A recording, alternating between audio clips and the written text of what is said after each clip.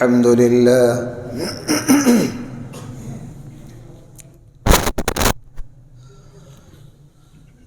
الحمد لله نحمده ونستعينه ونستغفره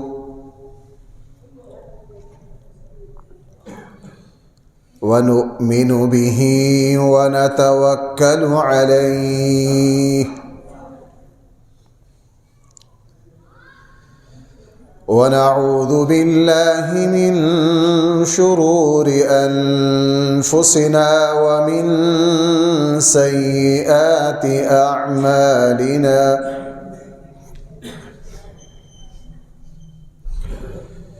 من يهده الله فلا مضل له ومن يضلله فلا هادي له ونشهد أن لا إله إلا الله وحده لا شريك له ونشهد أن سيدنا وسندنا ومولانا محمدًا عبده ورسوله صلى الله تعالى عليه وعلى آله وأصحابه وبارك وسلم تسليما كثيرا كثيرا أما بعد فأعوذ بالله من الشيطان الرجيم بسم الله الرحمن الرحيم شهر رمضان الذي أنزل فيه القرآن هدى للناس وبينات من الهدى والفرقان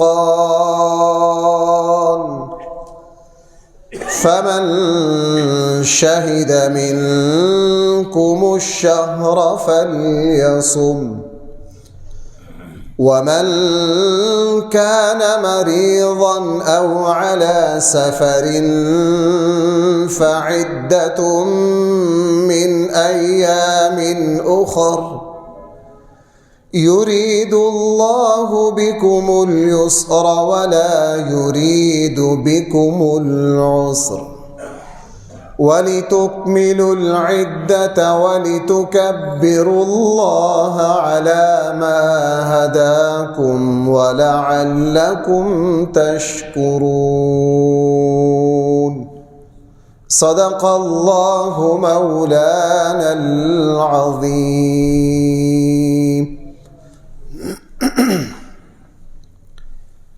محترم سامعین کرام،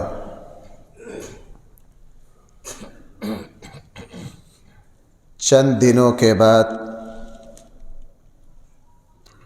رحمتوں برا مہینہ اللہ تعالیٰ کی طرف سے میرے اور آپ کے پاس مہمان بن کر آ رہا ہے۔ یہ اللہ کا وہ مہمان ہے جو سال کے بعد آتا ہے، اور اس مہمان کا استقبال اللہ تعالیٰ خود بھی فرماتے ہیں، اللہ کے فرشتے بھی فرماتے ہیں۔ اس مہمان کا استقبال اللہ کی جنت بھی کرتی ہے، اور اس مہمان کا استقبال رسول اللہ صلی اللہ علیہ وسلم بھی فرماتے ہیں۔ تو بھائی پھر میں اور آپ کیوں نہ اس مہینے کا استقبال کریں؟ ہمارے آقا صلی اللہ علیہ وسلم کی حالت یہ تھی، حالانکہ ہر مسلمان جانتا ہے نبی کریم صلی اللہ علیہ وسلم اور تمام انبیاء علیہم الصلاۃ والسلام گناہوں سے سراپا معصوم اور محفوظ ہے، بلکہ گناہ کا خیال بھی انبیاء علیہم الصلاۃ والسلام کو نہیں آتا۔ اس کے باوجود جب اللہ کے نبی یہ فرما چکے جنت ہر نبی پر سب پر حرام ہے جب تک اس کا دروازہ میرے لیے نہ کھل جائے، جب اللہ کے نبی یہ فرما چکے کہ میں اپنے امتیوں کی سفارش کروں گا، رسول اللہ صلی اللہ علیہ وسلم کی سفارش سے لاکھوں لوگ جنت میں جائیں گے، اور جب رسول اللہ صلی اللہ علیہ وسلم یہ فرما چکے کہ جنت کا سب سے اعلیٰ مقام جو ہے وہ جنت الفردوس ہے، وہ اللہ نے میرے لیے بنایا ہے، اس سب کے باوجود رمضان المبارک کا رسول اللہ صلی اللہ علیہ وسلم یوں انتظار فرماتے جیسے کسی محبوب مہمان نے آنا۔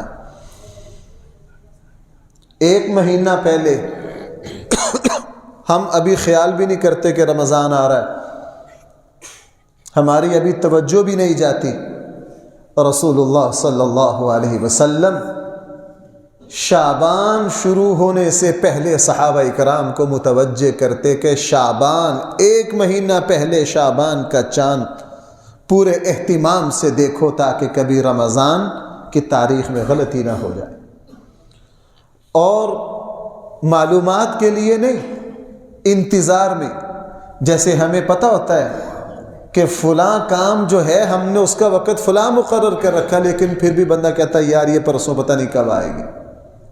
کیوں بھائی ایسا ہوتا ہے؟ یہ نہیں، یہ پرسوں کب آئے گی۔ اللہ کے نبی شعبان میں اکثر پوچھتے آج شعبان کی کون سی تاریخ ہے؟ اللہ کے حبیب آج 8 ہو گئی، آج 10 ہو گئی ہے، آج 12 ہو گئی ہے، منتظر رہتے۔ اور میں نے پچھلے جمعے میں عرض کیا تھا کہ سب سے زیادہ نفلی روزے ہمارے آقا صلی اللہ علیہ وسلم شعبان میں رکھا کرتے، لیکن جب شعبان کا آخری عشرہ آتا تو دوسرے لوگوں کو روزہ رکھنے سے منع کر دیا، ایسا نہ ہو کہ تمہیں کوئی کمزوری لاحق ہو جائے اور تم رمضان کی قدر نہ کر سکو۔ اس لیے بھائیو، یہ اللہ تعالیٰ کی رحمت کا مہینہ آ رہا ہے، اور یہ وہ مہینہ ہے ان تمام تفصیلات اور برکات کے ساتھ نہ پہلے امتوں کو نصیب ہوا ہے نہ پہلے نبیوں کو نصیب ہوا ہے۔ یہ اللہ تعالیٰ نے مجھے اور آپ پر اپنا فضل فرمایا، اسی لیے تو رسول اللہ صلی اللہ علیہ وسلم نے یہ ارشاد فرمایا نا کہ جنت میں بھائی سب سے پہلے کون سی امت جائے گی؟ امت محمدیہ علی صاحبہ الصلاۃ والسلام۔ بظاہر سوال پیدا ہوتا ہے کہ عمل تو سب سے پہلے حضرت آدم اور ان کی اولاد اور ان کی امت نے شروع کیا، اوپر سے جنت کا داخلہ شروع ہونا چاہیے، آتے آتے آتے آتے سب سے آخر میں ہماری باری آنی چاہیے، لیکن اللہ جل جلالہ نے سب سے پہلے جنت کس امت کو عطا کی ہے؟ اپنے حبیب صلی اللہ علیہ وسلم۔ 2 وجہ سے، اسباب اس کے اور بھی ہیں، جنت میں سب سے پہلے جانے کے اسباب اور بھی ہیں، لیکن میں 2 عرض کروں۔ پہلا سبب یہ ہے کہ ہم رسول اللہ صلی اللہ علیہ وسلم کی امت ہیں۔ یہ اعزاز ہمیں کس وجہ سے ملا ہے؟ نبی کریم صلی اللہ علیہ وسلم کی وجہ سے ملا ہے۔ بادشاہ جب کسی جگہ مہمان ہوتا ہے تو اس کے نوکر چاکروں کا بھی دا لگ جاتا ہے۔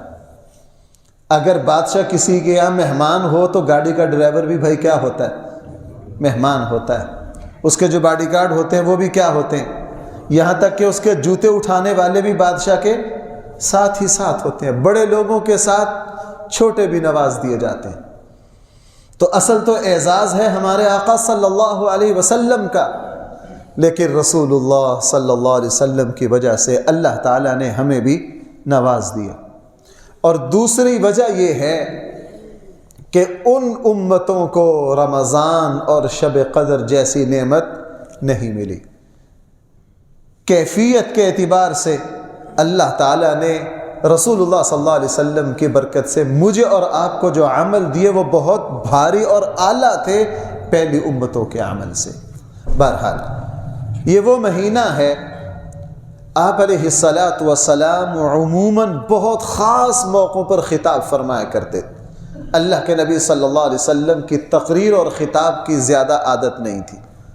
جمعے والے دن واعظ و نصیحت فرما دیا، جمعے کی عیدین کے موقع پر فرما دیا، جہاد کے موقع پر فرما دیا، لیکن آپ ذرا اندازہ لگائیے رسول اللہ صلی اللہ علیہ وسلم نے جب رمضان کا مہینہ آتا اپنے صحابہ اکرام کو الگ سے جمع کرتے۔ اس لیے یہ جو استقبال رمضان کی تقریریں ہوتی ہیں یہ اصل میں رسول اللہ صلی اللہ علیہ وسلم کی سنت ہے۔ اصل میں بھائی کیا ہے؟ آپ علیہ الصلاۃ والسلام اپنے صحابہ کو بیدار کرتے، اس کی اہمیت بتاتے، اور ایسے ایسے کلمات رمضان کی اہمیت کے لیے بیان کیے۔ اول تو میرے اور آپ کے لیے اتنا ہی کافی ہو جانا چاہیے کہ اس مہینے کا منتظر کون رہتے؟ نبی کریم، جس کا انتظار اللہ کے نبی فرماتے، میں اور آپ اس کا انتظار بھلا کیوں نہ فرمائیں؟ لیکن پھر رسول اللہ صلی اللہ علیہ وسلم فرما رہے ہیں کہ یہ برکت کا مہینہ ہے، صبر کا مہینہ ہے، رحمت کا مہینہ ہے، بخشش کا مہینہ ہے۔ جو اس مہینے سے فضائل بیان کرتے کرتے اللہ کے نبی صلی اللہ علیہ وسلم پھر یہاں تک فرمایا کہ جب فضائل بیان کرتے کرتے کرتے کرتے آخر میں یہ بھی فرما دیا کہ جو اس مہینے کی قدر نہ کرے وہ ذلیل و رسوا ہو جائے۔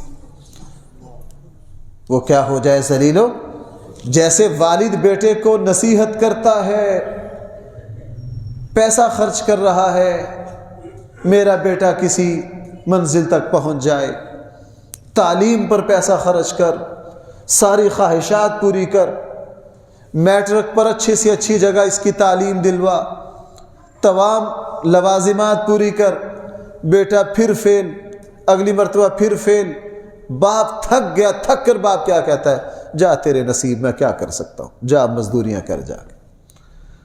اسی لیے علماء نے لکھا ہے کہ وہ مسلمان رمضان کے آنے سے جس کے جذبات میں کوئی ایمانی حرارت پیدا نہ ہو، رمضان کے آنے سے اس کی طبیعت میں کسی طرح کی تیزی پیدا نہ ہو، اور اس کا شوق وہی کا وہی ہو جو رمضان سے پہلے جس طرح زندگی گزر رہی ہے رمضان میں بھی بالکل اسی طرح ہے، تو بھائی علماء نے لکھا کہ یہ شخص ایمان کے اعتبار سے مردہ ہو چکا ہے۔ یہ ایمان کے اعتبار سے کیا ہو چکا ہے؟ بھائی وہ مہینہ جس کے آنے سے جنت کا ماحول بدل جائے، جنت کے انتظامات بدل جائے اور فرشتوں میں ہلچل مچ جائے، وہ مہینہ جس کے ایک ایک لمحہ کو اللہ نے برکتوں سے بھر دیا ہو۔ شاہ ولی اللہ محدث دہلوی جیسا محدث اور فقیہ ہندوستان میں اللہ نے اس سے بڑا کوئی عالم پیدا نہیں کیا، اور پورا بر صغیر فخر کرتا ہے شاہ ولی اللہ پر۔ عام بندے کا کشف اس کی کوئی حیثیت نہیں، لیکن وہ بندہ جو یہ گھر بر صغیر کا سب سے بڑا مفسر قرآن ہے۔ ہمارے خطے میں قرآن کا سب سے پہلے جو ترجمے کیے وہ اسی خاندان نے کیے، فارسی میں اور اردو میں ان کے بیٹوں نے، اور بر صغیر میں اردو میں جتنے مفسرین ہیں، جتنے قرآن کے مترجمین ہیں، سب نے مدد لی ہے شاہ ولی اللہ سے۔ مولانا مودودی صاحب رحمۃ اللہ علیہ نے ایک جگہ اس کا تذکرہ کرتے کرتے بڑی زبردست بات لکھی ہے کہ ہندوستان کے مسلمان احسان مند ہیں قرآن میں شاہ ولی اللہ خاندان کے، اور علم حدیث میں بھی، علم فقہ میں بھی، بہت سارے علوم میں ایسے بڑے بندے تھے شاہ ولی اللہ۔ شاہ ولی اللہ کیا کہہ رہے ہیں؟ شاہ ولی اللہ رحمہ اللہ فرما رہے ہیں اللہ تعالیٰ نے میرے اوپر اس حقیقت کو کھولا کہ اللہ تعالیٰ کی جتنی لاکھوں کروڑوں رحمتیں 11 مہینوں میں برستی ہیں، میں نے پہلے روزے میں محسوس کیا کہ پورے سال میں اللہ تعالیٰ کی جتنی رحمتیں برس رہی ہیں پورے 11 مہینوں کی رحمتیں اللہ تعالیٰ یکم رمضان کو ہی برسا دیتے. پورے سال کی رحمتیں ایک طرف، 11 مہینوں کی رحمتیں ایک طرف، اور فرمایا میں نے یہ دیکھا کہ 11 مہینوں کی رحمتیں اللہ تعالیٰ کی طرف سے اترنے والی سکینہ اور رحمت پہلے رمضان کو برسا دی گئی ہے، آگے کیا ہوگا؟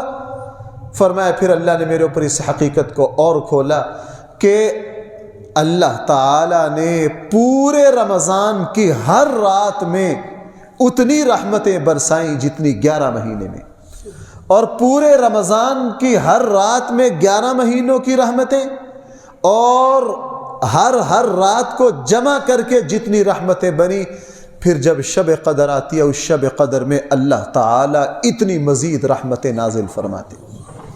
تو اللہ کے نبی نے تو صحیح فرمایا جو اس خیر سے محروم ہو گیا وہ واقعتاً محروم ہی ہے، وہ ذلیل و رسوا، وہ ذلیل و رسوا.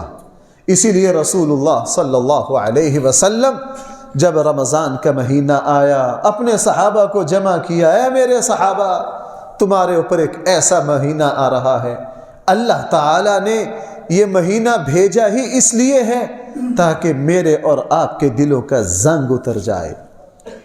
گاڑی چلاتے چلاتے کیا کہتے ہیں جی یار آپ گاڑی کا کام کروانا ہے، مکان استعمال کرتے کرتے بھائی مرمت لگتی ہے کہ نہیں؟ یہ رمضان ایمان کے مرمت ہونے کا زمانہ ہے، یہ رمضان اپنے آپ کو دین کے اعتبار سے بحال کرنے کا مہینہ ہے.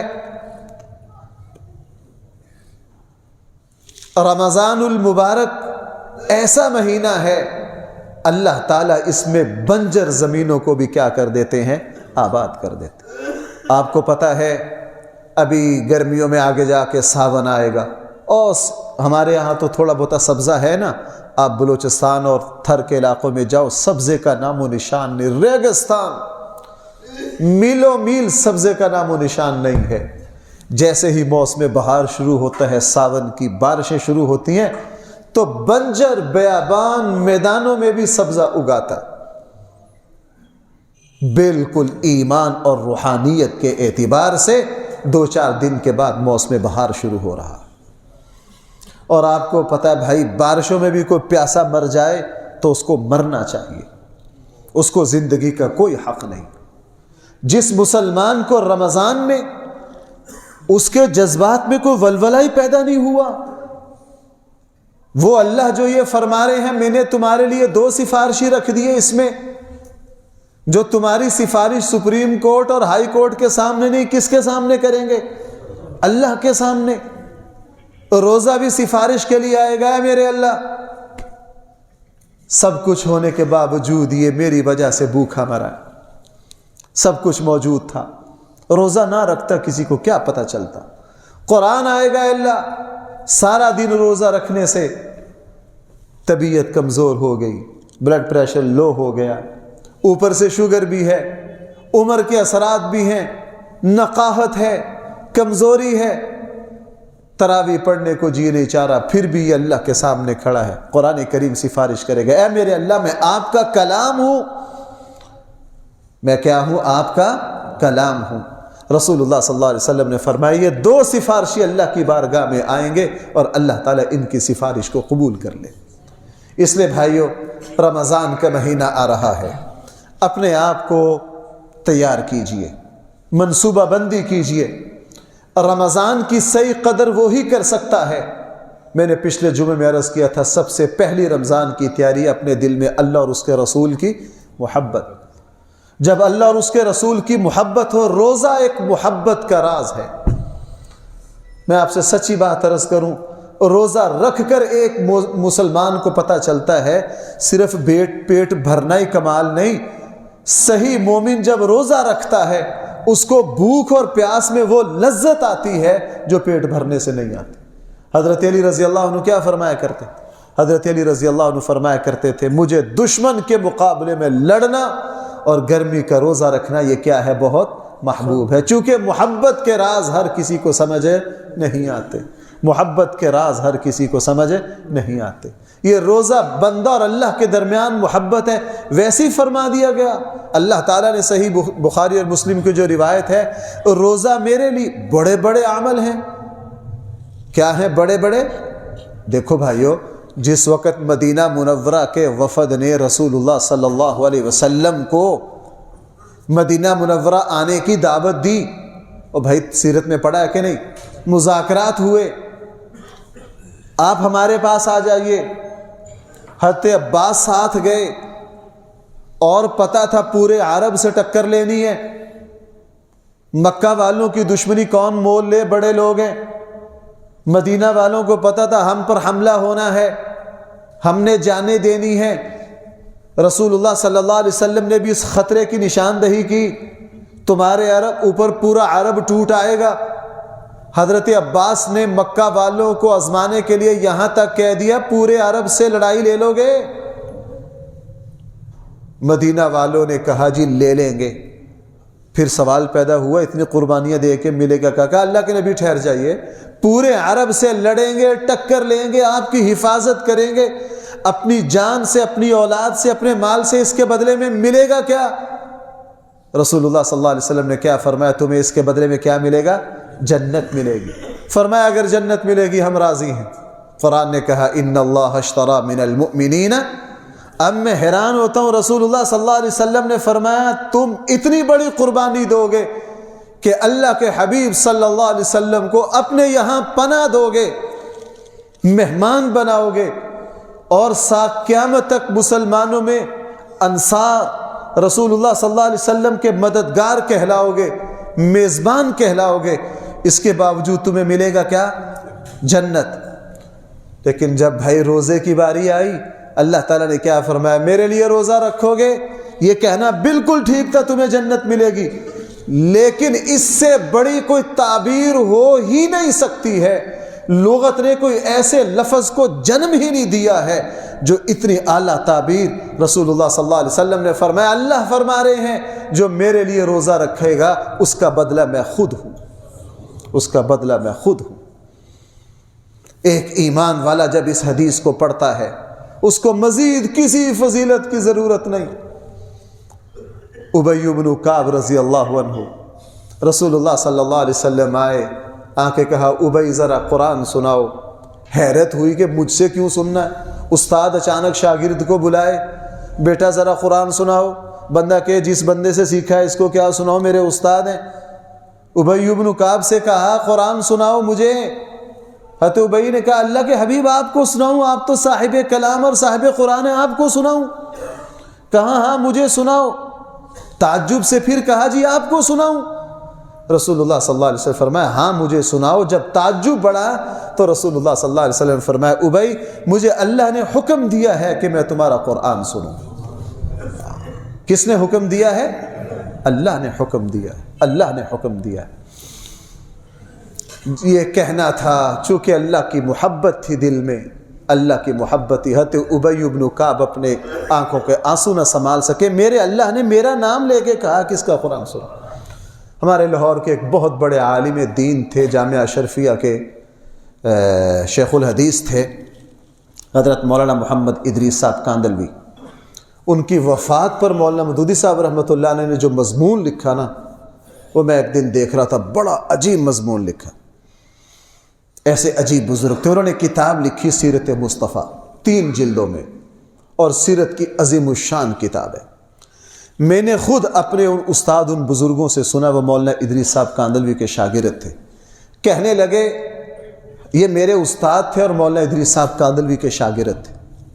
جس زمانے میں سیرت مصطفیٰ لکھی نا، سیرت مصطفیٰ لکھی تو اپنے شاگردوں کو بھی دی۔ یہ جو میرے استاد تھے اور مولانا کاندلوی کے شاگرد تھے، مولانا کاندلوی نے یہ کتاب ان کو دی۔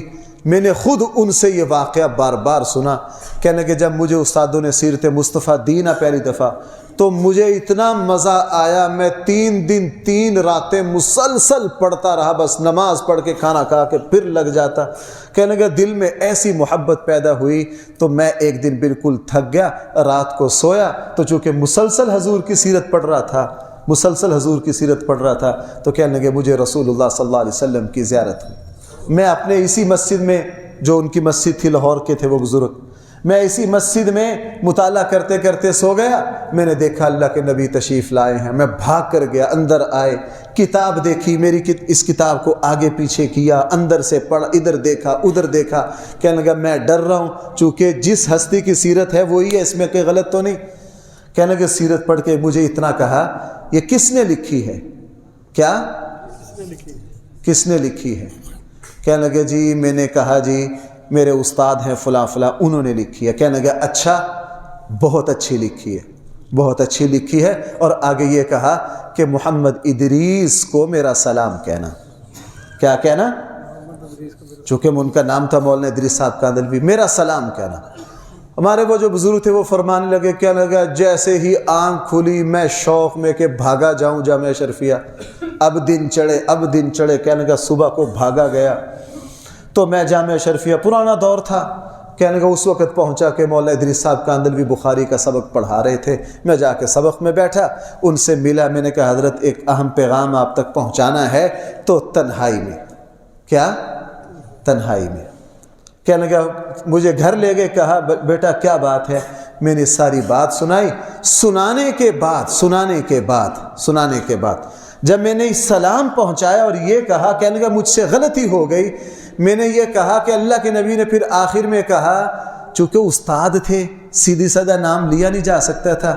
کہنے لگے میں نے یہ کہہ دیا کہ اللہ کے نبی نے پھر آخر میں مجھے خواب میں یہ کیا کہ مولانا ادریس صاحب کو سلام کہنا. مولانا ادریس صاحب کہنے لگے غلط کہہ رہے ہو, چونکہ مولانا اور صاحب کا اضافہ مجھ سے ہو گیا تھا. اللہ کے کہ وہی لفظ کہو جو کس نے کہے ہیں. کہنے لگے جی اللہ کے نبی نے یہ کہا کہ محمد ادریس کو سلام کہنا.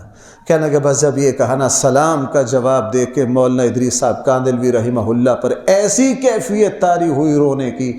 کہنے لگے آدھا پون گھنٹہ سنبھل نہ سکے. کہنے لگے میں نے مولانا ادریس صاحب کاندھلوی کے چہرے پر یہ کیفیت پہلی نہیں دیکھی. ابھی خواب ہے بھائی, کیا ہے؟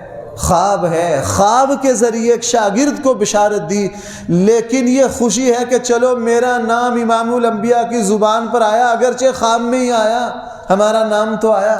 چونکہ دل میں محبت تھی تو پھڑک گئے کہ امام الانبیاء نے کیا فرمایا, محمد ادریس کو کیا کہنا. تو بھائی کیا خیال ہے اس حدیث کے؟ رمضان کی فضیلت پر کوئی حدیث نہ ہو, میرے اللہ کا مجھے اور آپ کو یہ کہہ دینا کہ تم روزہ میرے لیے رکھو, اس کا بدلہ میری ذات ہے. ایک مسلمان کو اور کیا چاہیے؟ ایک مسلمان کو اور کیا چاہیے؟ اگر ہم اس کی اہمیت کو سمجھ جائیں تو اس کا تصور نہیں ہے, اس کا تصور نہیں ہے کہ ہم روزہ چھوڑ دیں, اس کا تصور نہیں ہے ہم روزہ چھوڑ دیں. رسول اللہ صلی اللہ علیہ وسلم نے ارشاد فرمایا, اگر مگر یہ شیطان کا دروازہ ہے, شیطان میری امت میں ساری خباثت پیدا کرتا ہے, وہ اگر اور مگر سے پیدا کرتا ہے, اور ہمارا یہیں سے بڑا غرق ہوتا ہے. اگر میری ملازمت نہ ہوتی تو میں روزہ رکھتا. او بھائی انہوں نے تو جنگ بدر میں روزے رکھ لیے, ہم ملازمت میں نہیں رکھ سکتے. اگر میں مزدور نہ ہوتا تو میں روزہ رکھتا. اگر یہ نہ ہوتا, مگر میری یہ مجبوری ہے, اگر یہ مگر یہ, سیدھی بات ہے. روزہ چھوڑ دینا مسلمان کے لیے یہ اس کے ایمان کی کمزوری کی علامت ہے, اس لیے کہ روزہ جسمانی طاقت سے نہیں رکھا جاتا, روزہ تو روحانی طاقت سے رکھا جاتا ہے. اور سچی بات یہ ہے, میں یہ بات بھائی سمجھانے کے لیے کہہ رہا ہوں, توبہ نعوذ باللہ, اپنے منہ میاں مٹھو میرے دل میں ایک بال کے برابر کی اپنی کیفیت نہیں. پیچھے پتہ نہیں پچھلے سے پچھلا جمعہ جب میں نے پڑھایا تو مجھے اس وقت 102 بخار, میں سخت بیمار, میں ڈرپ لگوائی جمعے سے پہلے. مجھے یقین تھا کہ یار آج کا جمعہ بڑا مشکل ہونا, نہیں پورا ہونا, پریشان. پھر سوچا جناب یہ جمعہ اپنی طاقت سے پڑھاتے ہو, تمہاری اوقات, اللہ 1 منٹ میں تمہاری زبان خشک کر دے. مجھے گلے کی خشکی کا مرض, آپ نے دیکھا کئی مرتبہ میری آواز, اللہ 1 منٹ میں روک دے, کیا کر لو گے؟ بس جب یہ خیال آیا نا کہ جناب جمعہ اپنی طاقت سے پڑھا, کوئی نیک کام, لا حول ولا قوت اس کا سیدھا سیدھا مفہوم کیا ہے؟ میرے اللہ ہر نیکی کی طاقت کس سے؟ تو بھائی روزہ جسمانی طاقت سے رکھا ہی نہیں جا سکتا، رکھا ہی نہیں جا سکتا۔ اب میں جو بڑے حضرات ہیں ان سے پوچھئے، ایسے مسلمان سارا دن مزدوری کرتے، سارا دن فصلیں کاٹتے، شدید گرمی لیکن روزہ نہ چھوڑتے۔ اور اب صورتحال کیا ہے؟ ہمارے یہاں روزے دار 5% رہ گئے، 10% رہ گئے۔ حضرت عمر رضی اللہ عنہ نے ایک شخص کو رمضان میں کھاتے دیکھا، غصہ آ گیا اور اس کو کوڑے سے مارا، اور آگے سے پتہ کیا کہا؟ بدبخت، تو ہٹا کٹا نوجوان ہو کے رمضان میں روزہ چھوڑ دیا، ہمارے تو بچے بھی روزہ رکھتے، ہمارے تو بچے بھی۔ اب انحطاط ہے، انحطاط۔ مغلیہ بادشاہوں کی کوئی اچھی سیرت ہم تک نہیں پہنچی۔ مشہور تھا کہ مغلیہ ماں جتنے بچے جنتی ہے وہ ان بچوں میں سے ایک کے ہاتھوں باقیہ کو قتل کرنے کے لیے جنم دیتی، اور مغلیہ کی یہی ہے۔ اگر کسی مغلیہ ماں نے 5 بچے جنے ہیں تو طے تھا کہ 4 کس کے ہاتھوں مرنے۔ عالمگیر کتنا نیک تھا، سب نے لکھا کہ قرآن لکھ کر اس کے ہدیے سے کیا کرتا، لیکن عالمگیر نے بھی باپ کی آنکھیں نکلوائیں کہ نہیں، بھائی کو مروایا کہ نہیں، ان کے نیکوں نے بھائیوں کو نہیں چھوڑا۔ لیکن مغلیہ خاندان میں روایت تھی کہ جب بچہ 7 سال کا ہو گیا بچے کو روزہ رکھواتے، بچے کو کیا کرتے؟ روزہ رکھواتے، اور پھر تقریب منعقد کرتے پہلے روزے کی کہ بچے نے کیا رکھا ہے؟ روزہ رکھا۔ ایک زمانہ وہ تھا ہمارے بچے روزہ رکھتے۔ ہمارے اسلاف کی صورتحال یہ ہے، رسول اللہ سیرت کی کتابوں میں آتا ہے جس وقت غزوہ بدر کے لیے نکلے حضرت عبداللہ ابن عمر، حضور علیہ السلام کا ہر صحابی اللہ کے نبی کی سنت کا حریص تھا، لیکن عبداللہ ابن عمر ایسے دیوانے صحابی تھے، بس اللہ کے نبی کو جہاں جس وقت جیسے جو کرتے دیکھا عبداللہ ابن عمر اس سے ہلتے نہیں تھے۔ غزوہ بدر کے لیے نکل رہے، اچانک نکلے، حضرت عبداللہ ابن عمر کی چھوٹی عمر، بھاگ کر میں بھی جاؤں گا جنگ میں۔ بھائی کہاں مری؟ کدھر؟ جنگ میں۔ اللہ کے نبی نے مدینہ سے باہر نکل کر جن بچوں کو واپس کیا ان میں عبداللہ ابن عمر بھی۔ فرمایا تم ابھی بہت ہی بچے ہو، 12 سال عمر بنتی یا 13 سال بنتی، واپس کر دیے گئے۔ غزوہ احد میں پھر آگے، لیکن غزوہ احد میں بھی اللہ کے نبی نے کیا کر دیا؟ ابھی کیا ہو؟ ابھی بچے ہو۔ سوال یہ ہے کہ ان یار یہ تو صرف مجھے اپنے آپ کو اور آپ کو تھوڑا سا بیدار کرنا ہے، وگرنہ یہ کوئی نئی باتیں نہیں ہیں۔ غزوہ بدر میں ابو جہل کو قتل جس بچے نے کیا ہے، معاذ اور معوذ نے، جب ابو جہل پر حملہ کیا تو بیٹے اکرمہ جو اس وقت کافر تھے والد کے دفاع میں آئے اور ان بچوں میں سے ایک پر حملہ کیا اور کندھا کی ہڈی کٹ گئی، پیچھے سا والا سارا ماس کیا تھا ساتھ۔ آپ کو پتہ ہے اسی کٹے بازو کے ساتھ جنگ کر رہے، بیٹھے نہیں بھائی، بازو انگلی کٹ، ہمیں زخم ہو جائے تو ہم کچھ نہیں کر سکتے۔ آج لوگ کہتے ہیں میں شوگر کا مریض ہوں۔ ناراض نہ ہونا بھائیو، مسئلہ پوچھنے میں شرمانا نا، میں ترغیب کے لیے کہہ رہا ہوں۔ ہمیں ہیلا بہانا چاہیے کہ کسی طرح روزہ جان ہی چھوٹ جائے، کسی کو رکھوا دیں جی میرا فلاں مسئلہ ہے۔ میرے ایک دوست نے آج سے 14 سال پہلے کہا تھا، آج 14 سال ہو گئے، میرے بے تکلف دوست ہیں اور یہ بات وہ خود مجھے کہتے ہیں، میں اس لیے یہاں بیان کر رہا ہوں۔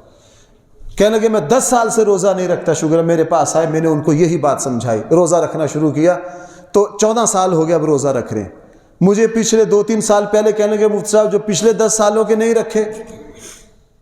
میں نے کہا جناب آپ کی غلط فہمی ہے کہ روزہ اور عبادات جسمانی طاقت سے ہوتی ہیں، اس کا جسمانی طاقت سے کوئی لینا دینا۔ اب جب جنگ شروع ہے، کہا جی مزہ نہیں آ رہا جنگ میں، کیا کیا؟ بازو کو بھائی کٹے ہوئے بازو کو کیا کیا؟ پیچھے باندھا اور کپڑا لیا، دوسرے کو کہا ذرا یہاں سے کپڑا باندھ دو میرے بازو کو۔ تلوار چلانے کا مزہ اس حالت میں تلوار چلتی ہے؟ اللہ کے نبی نے ویسے تو نہیں کہہ دیا۔ جب کسی بدری صحابی پر کوئی دوسرا صحابی کو لفظ کہہ دیتا، اللہ کے نبی کہتے تجھے نہیں پتا یہ بدری ہے؟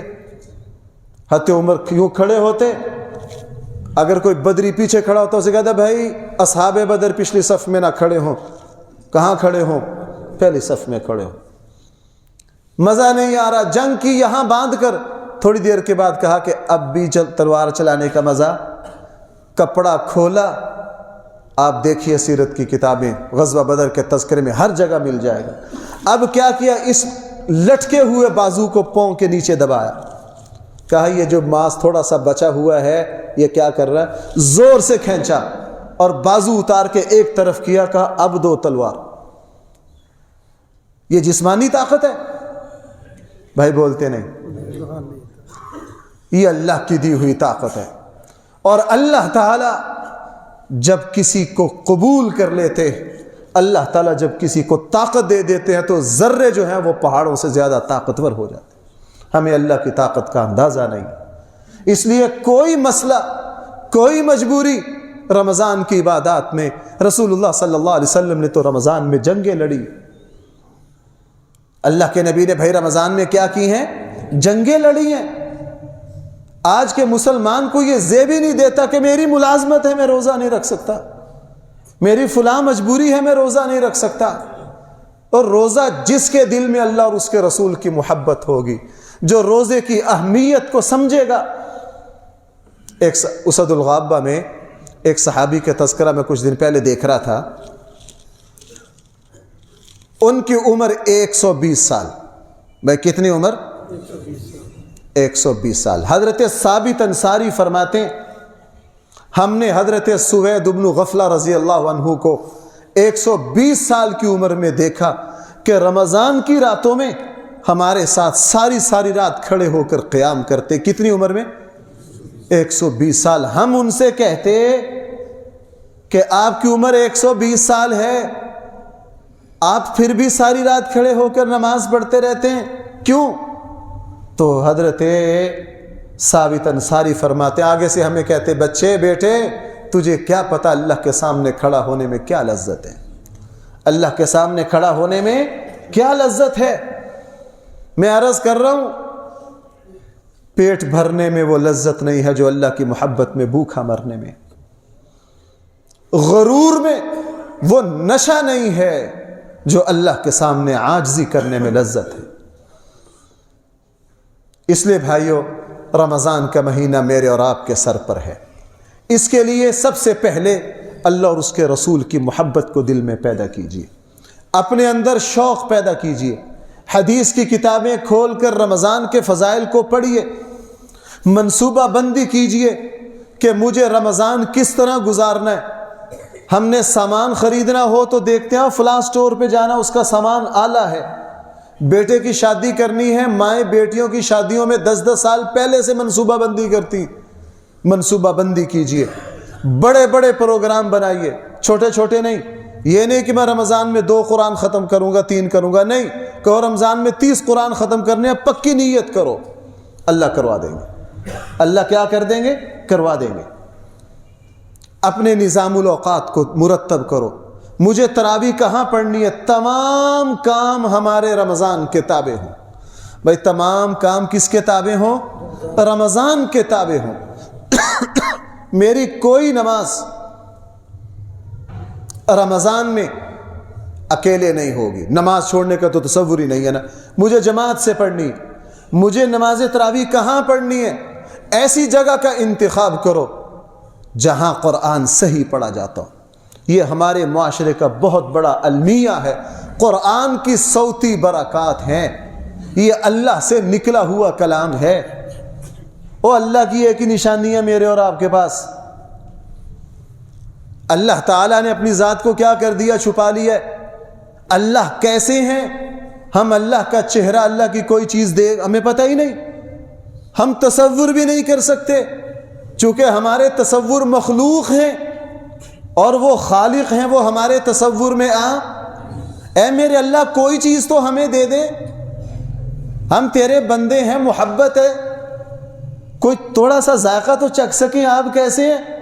اللہ تعالیٰ نے فرمایا لو میں اپنا کلام اتار دیتا ہوں، میں کیسا ہوں اس کو سمجھنا ہو تو کیا کر لو، قرآن کی تلاوت کر لو، ایسی جگہ نماز تراویح پڑھو اور ادب سے اپنے ائمہ سے درخواست کرو، اپنے حافظوں سے درخواست کرو، بھائی قرآن اس طرح پڑھو صاف صاف، ہمیں ایک ایک لفظ سمجھ آئے، ایک ایک لفظ سمجھ آئے، درخواست کرو قرآن صاف پڑھو، ہمیں پتہ چلے۔ میں کل ہی ایک جگہ عرض کر رہا تھا کہ پورا قرآن تراویح میں سنانا کوئی ضروری نہیں ہے، صحیح قرآن پڑھنا فرض ہے، کسی عالم دین سے مسئلہ پوچھ لیجیے۔ ہم چل سو نہیں بھائی، قرآن آہستہ آہستہ پڑھنا ہے، بھائی اس کا اہتمام کریں گے؟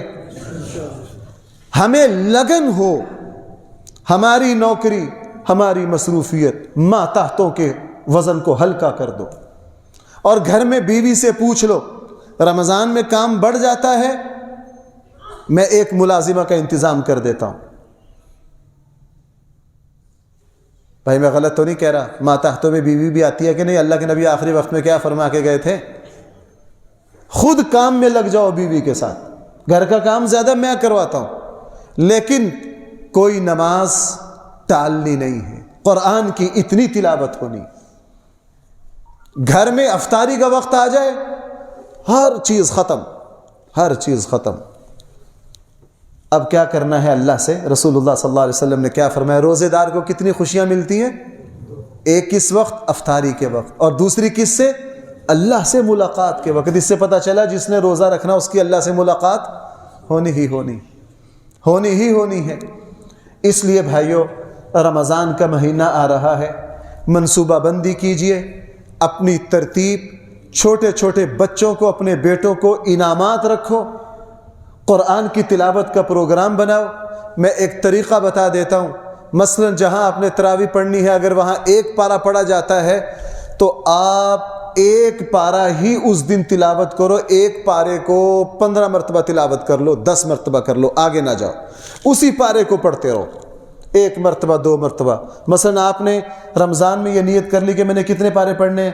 5، میں بطور مثال کر رہا ہوں، ہر روز 5 پارے پڑھنے ہیں، تو پہلے پارے کو ہی کتنی مرتبہ پڑھو، اور شام کو اسی پارے کو نماز تراویح میں سنو، اور اگلے دن ہمارے یہاں اسی پارے کا کیا ہوتا ہے؟ خلاصہ۔